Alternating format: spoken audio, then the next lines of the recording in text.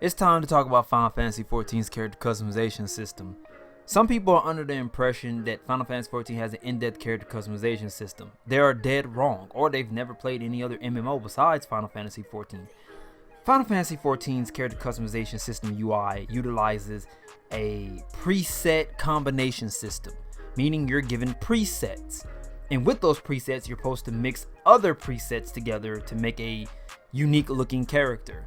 You cannot alter the way your character looks completely, meaning you can't change your eye size, pupil size, mouth size, nose size. Actually, I take that back. Those are included in the presets, but you get what I mean. There is no actually going in there and changing the geometry, the anatomy of your character's body. You can't do that. I can't make a thick-thighed cat girl or Ari female or a big boob, thick-thighed cat girl, which I wish I could do. People are doing that with mods on PC.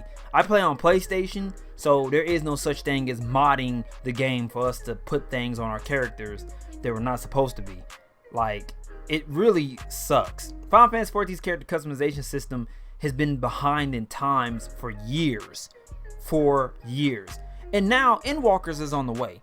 And I'm hoping that they would add some different things to the character customization system. Add a butt slider, add a thigh slider, add something to allow us to go in there and completely change the way our character look. But I'll be honest with you, I think there's some reasons why we are legitimately locked out of completely changing the way our characters look. And I'm gonna talk about those 3 reasons why at the end of this video. Let me just talk a little bit more about how everything is a preset on Final Fantasy XIV. You got your different faces for different races of characters: cat girls, cat boys, human, male, females, and rogue females, all that. Every race of characters on Final Fantasy XIV has different preset faces and different presets that you can jumble around and, you know, make a unique looking character. The thing about that is it gets bland over time, or most players default to picking the best looking presets because they don't want their characters running around looking like creatures. So then you end up looking like somebody else's character, or your character ends up looking like somebody else's character. And it's like, oh shit, now I have to go Fantasia my character and make a whole different fucking character because my character looks like that person's character. You see what I mean? There's too much of that going on Final Fantasy XIV. Some people don't mind being twins, but I see a problem with it because I feel like my character isn't truly my character if your character looks like my character. And that's something that I detest, something that I hate on Final Fantasy XIV, which is why I'm always spending $10 for Fantasias and I'm always Fantasiaing my character, because somewhere around the corner another character looks like my character. It may not be the same exact hair, but it's the same preset face, same preset eyes and all that, but it's just the sheer fact that we have the same preset face. There's nothing special about my character if it looks like your character, if that makes sense.